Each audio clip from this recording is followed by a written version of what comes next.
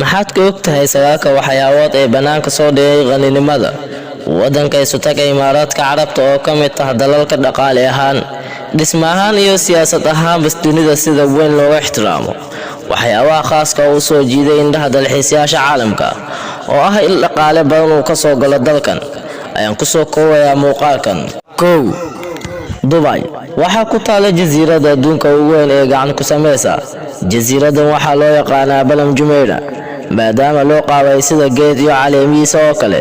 waxaana jasiiradan kulansatay xarumo raaxo oo kala duwan sida goobaha dalxiiska, hoteelada, xarumo caways iyo sidoo kale guryo deegaan ah. Guryaha deegaanka ee jasiiradan waxa kaliya degi kara shakhsiyaadka taajirada ah. booliska oo ku howlgala gawaari qaali ah. booliska Dubai waxa uu howlgalada xitaa dhaqdhaqaaqyada iska caadiga ah u adeegsadaa gawaari qaali ah kuwa oo ay ka mid yihiin Bugatti, Lamborghini, Ferrari iyo gaadiid kale oo qiimo sare jooga. in ka badan 14 shirkadood oo sameeya gaadiidka ugu qaalisan adduunka ay gawaaridooda isticmaalaan saraakiisha iyo ciidamada Dubai. moolka Dubai kani waa suuqa tukaamaysiga ee Dubai waana suuqa labaad ee ugu weyn marka laga hadlayo dhul ahaan. beerta uwaxa. beerta mucjisada ee uwaxa Dubai waa beerta uwaxa freeshka ee ugu weyn adduunka. beertan waxaa la xiraa bilaha June iyo September.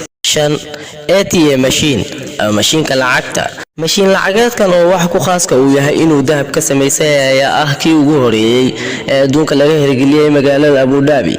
inkastoo Abu Dhabi oo kale hore loogu aasaasay mashiinkan, haddana haatan waxaa sidoo kale laga isticmaalaa magaalada Dubai. miyaysan ahayn arrin qariib ah? ma jiro mashiin kale oo dahab ah ka oo ka jira adduunka intiisa kale ilaa iyo hadda. tani waa mid ka mid ah sababaha dalkan ugu muuqdo mid maalqabeen ah. Burj Khalifa kani waxa uu ahaa dhismaha ugu dheer adduunka ka hor Keek Tower oo sigana haatan dhismihiisu ka socdo magaalada Dubai ee dalkaasi. Burj Khalifa dhererkiisu waa 800 mitir, caan ayuu ka yahay adduunka dhismahan quruxdiisa awgeed. sharciyada khamrada. waa mamnuuc in khamrada dariiqyada lagu cabo dalkan. waxaa kaliya loo gol yahay waa in lagu cabo gudaha maqaaxiyaha iyo hoteelada laftooda ruqsadda ka haysta dawladda ay ku badan yihiin dadka aan muslimka ahayn. hoteelada iyo maqaaxiyuhu waxa ay kaliya khamrada ka iibin karaan dadka aan muslimiinta ahayn.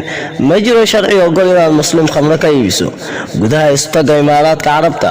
haddii ay taasi dhacdan ciqaab culus oo sharci dijaan goynayo ay la kulmaysaa cid falkaasi ku kacda. tagaasida. Abu Dhabi waxay leedahay gaari tagaasi oo kalarkoodu uu yahay midabka binkaha loo yaqaano kaas oo haweenka u gaar ah. tagaasidan dumarka oo kaliya ayaa darawal ka ah. shidaalka dalkanina waa mid raqiis ah.